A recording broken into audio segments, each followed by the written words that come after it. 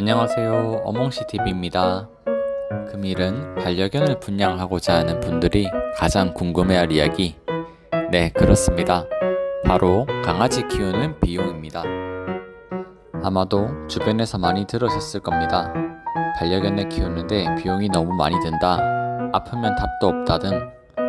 그래서 제가 오늘 반려견을 키우면서 어떤 비용이 발생되는지 낱낱이 파악해 보도록 하겠습니다. 우선 저는 반려견을 키우는데 필요한 부분을 첫째, 입양 시 비용, 둘째, 입양 후 고정 비용, 셋째, 기타 비용을 말씀드리겠습니다. 그리고 저는 강아지 중 소형견에 속하는 말티즈라는 견종을 키우고 있습니다. 그렇기에 저는 제가 키우고 있는 홍시한테 들어갔었던 혹은 추후 발생할 비용을 중점적으로 설명드릴 예정이며, 말씀드리는 금액들은 견종별, 지역별에 따라 금액은 천차만별임을 알려드립니다. 자, 그럼 각설하고 시작하도록 하겠습니다. 첫째, 입양 시 비용에 관한 내용입니다. 여러분들이 지루해하실까봐 제가 간략하게 PPT로 만들어 가져왔습니다. 처음엔 당연히 강아지 분양이 먼저겠죠. 강아지는 품종별 가격 차이가 많이 납니다. 저렴한 애기들은 20만원부터 비싼 견종들은 수백만원까지도 시세가 형성이 되어 있습니다. 원하시는 강아지를 분양받으셨으면 강아지 등록을 꼭 해야 합니다. 평균적으로 3만원 정도 비용이 들어갑니다. 만약 등록을 숨기거나 거부하시면 적발 시 과태료가 부과될 수 있으니 꼭 등록하시길 바랍니다. 다음은 예방접종인데요. 펫샵에서 분양하고 있는 강아지들은 평균적으로 1차 예방접종까지만 해놓는 경우가 많습니다. 그렇기 때문에 2차 접종부터는 개인 사비가 들어가는데요. 이때 비용은 지역별로 상이하나 평균적으로 3만원 정도 들어가는 것 같습니다. 2차 접종부터 5차 접종까지는 대략 12만원 정도 발생합니다. 강아지 케이지 같은 경우 리첼이라는 제품을 선택하였습니다. 저희 홍시가 덩치가 작긴 하나 S 사이즈를 사면은 공간이 너무 협소해 보여서 M 사이즈를 구매하게 되었습니다. 어차피 홍시가 자는 공간이라 좁은 공간보다 넓은 공간이 좋을 것 같아서 해당 제품으로 선택하게 되었습니다. 강아지 울타리는 상황에 따라 구매하시면 될 것 같습니다. 주택에서 키우시는 분은 굳이 구매를 안 하셔도 됩니다. 반면 집에서 키우시는 분들은 울타리를 구매하시는 것을 추천드립니다. 울타리는 강아지가 다치는 것을 방지해 주기도 하며 배변 패드를 이용하여 소변, 대변을 가리게 할 수 있게 교육을 시킬 수 있습니다. 나머지 항목들은 강아지가 자고, 먹고, 그리고 산책하는 데 필요한 용품이기 때문에 필수로 구매를 하여야 합니다.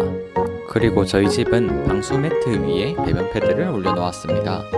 이렇게 한 이유는 아기 강아지들이 배변 패드에 대소변을 가릴 확률이 그렇게 높지 않기 때문입니다. 만약 배변 패드가 아닌 방수 매트에 실수를 하더라도 치우기가 쉬워서 깔아놓았습니다. 이상 여기까지가 분양시 비용인데 저희는 대략 80만원의 비용이 발생되었습니다. 여러분들은 어떤 생각을 하셨을지 궁금합니다. 비용을 보니 별거 아니네 라는 생각이 드셨을까요? 그러면 두 번째, 고정 비용에 대한 설명을 드리겠습니다. 이제부터 조금 빠르게 설명드리도록 하겠습니다. 당연히 고정 비용으로는 사료, 패드, 간식 비용이 발생하겠죠. 저는 한눈에 볼 수 있게 1일치, 한 달, 1년 비용이 어느 정도 나오는지 작성하였습니다.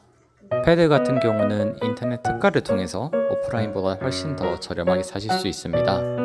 사료는 인지도가 꽤 있는 로얄 캐닌의 사료를 주고 있습니다. 간식 같은 경우엔 애견들에게 너무 자주 급여하다 보면 비만견이 들 수 있으니 너무 많이 사주시면 안됩니다. 심장 사상충 약은 왜 먹냐 하면 강아지들에게 치명적이기 때문입니다. 모기를 매개로 감염되며 호흡곤란 등을 유발하여 반려견이 사망할 수도 있습니다. 그러면 과연 먹는 약으로만 충분한가? 라고 생각하실 수 있는데, 산책을 자주 하시는 분이면 바르는 약도 발라주셔야 합니다. 강아지 미용입니다. 평균적으로 3개월에 한 번씩 해주시면 되고, 본인이 직접 하실 수 있으시면 해당 비용은 발생하지 않습니다. 다음은 치약인데요. 강아지도 사람처럼 이빨을 닦아줘야 해요. 안 그러면 썩어서 병원에 가야 하기도 하고 비용도 마지막으로는 애견 샴푸입니다.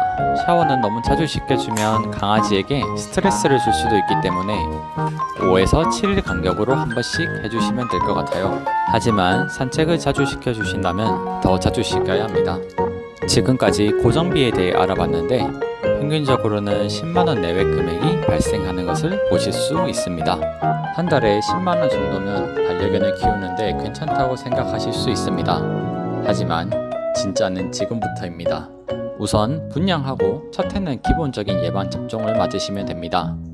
끝이 아니라 다음 해에도 접종을 하셔야 되는데 접종 전에 항체 검사를 진행해서 부족한 항체가 무엇인지 먼저 파악해보고 접종을 하시는 것을 권고드립니다. 그리고 광견병 주사가 있습니다. 광견병 주사는 시별로 차이가 있긴 하나 1년에 한두 번 무료 접종을 시행하기 때문에 굳이 개인 돈 쓰지 말고 이 시기에 맞는 것을 추천드립니다. 다음은 중성화 비용인데요. 일반적으로 수컷 강아지가 암컷 강아지보다 금액이 더 낮습니다.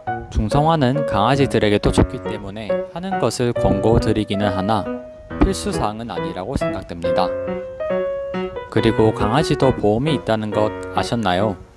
제가 23년 기준으로 보험을 보니 약 한 달에 5만원 정도 비용이 발생합니다. 하지만 2~3살 이전에는 추천드리지 않습니다.